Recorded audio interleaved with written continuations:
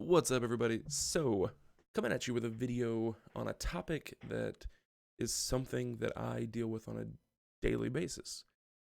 I want to talk about defeating that voice in your head that tells you you can't do something, or tells you that you'll fail, or tells you all the negative things that make it harder to do basic stuff. What do I mean by the negative voice in your head? I mean that voice that when you think about doing something, you hear it.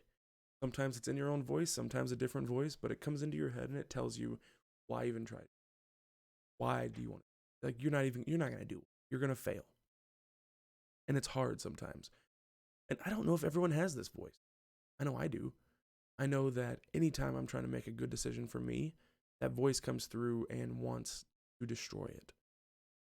Makes it hard. I've struggled in the past to where I've made no decisions. I've just frozen because I was internally struggling so hard with all the things that internal voice of negativity was saying. And honestly, now I've attributed that voice to fear. I've attributed that voice to doubt, to anxiety, to all the negative feelings that I have. And I've worked to improve that. And I want to talk a little bit about how I've worked to improve it. I have a few things that I've done that have helped me, and I want to share them with you. As always, I'm not a professional mental health person. I'm not licensed for anything. Always, always, always seek legitimate professional help.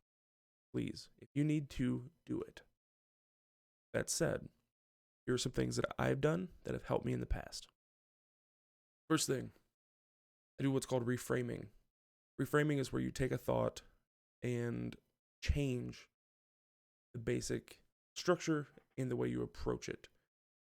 Instead of saying, on a day where a bunch of bad things have happened to you, instead of going, man, why me? Everything's so awful, I must deserve this. And instead saying, whoa, I've had so many opportunities to overcome challenges today.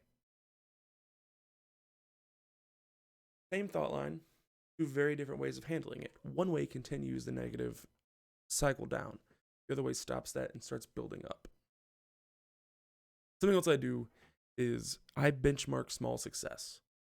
I call it like the Hansel and Gretel approach. I leave a trail of breadcrumbs. And I want to have big goals, but I also have smaller goals. I have daily goals. I have hourly goals. I have little things that as I go throughout the day, I can look at to realize how far I've come and what I've accomplished. Some days I need that badly.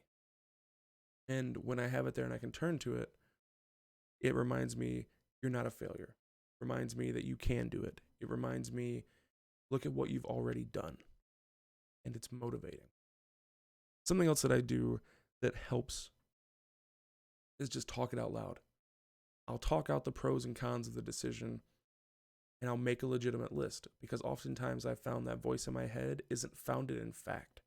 It's founded in raw fear, raw anxiety, raw stress. If I can put the real facts out there, I can find success. And then I think the most important thing is to remember that often that voice wants you to compare yourself to others. But in reality, the only person that you're competing with is yourself. Don't get caught up in it telling you, well, you're not going to do as good as this person. You're not going to be as successful as this person.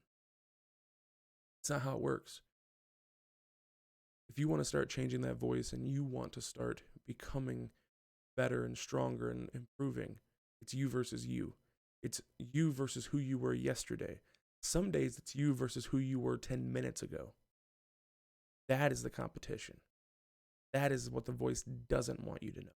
Because if you start being better than you were in the past, you're going to start crushing that voice repeatedly. Don't get comfortable with it, though. Just because you beat the voice once doesn't mean you'll beat it every time. And just because you're on a roll of success doesn't mean failure won't happen. Failure is a part of success. Don't fear it. Never fear failure. Fear failing and giving up. That's what I would fear. You keep working at it, you keep grinding, you keep pushing, you keep trying. you'll find that success there. And that voice gets a little quieter each time. And then some days, though, it'll come with a megaphone. You got to be ready. You can fall back on the earlier tips. I want to know what you do. How do you stifle that voice in your head? How do you tell it that you're in control and it's not? I'm curious because it seems like there's a lot of people who have a lot of different ways of dealing with this voice. And I really want to know because I'm always open to learn new things. Just saying, comment below what you've done to change that voice in your head. Please like the video if you liked it and share it if you have someone that needs to hear these things. Thank you so much for watching. I appreciate you being here. You are wonderful. Have an awesome day. See ya. Bye.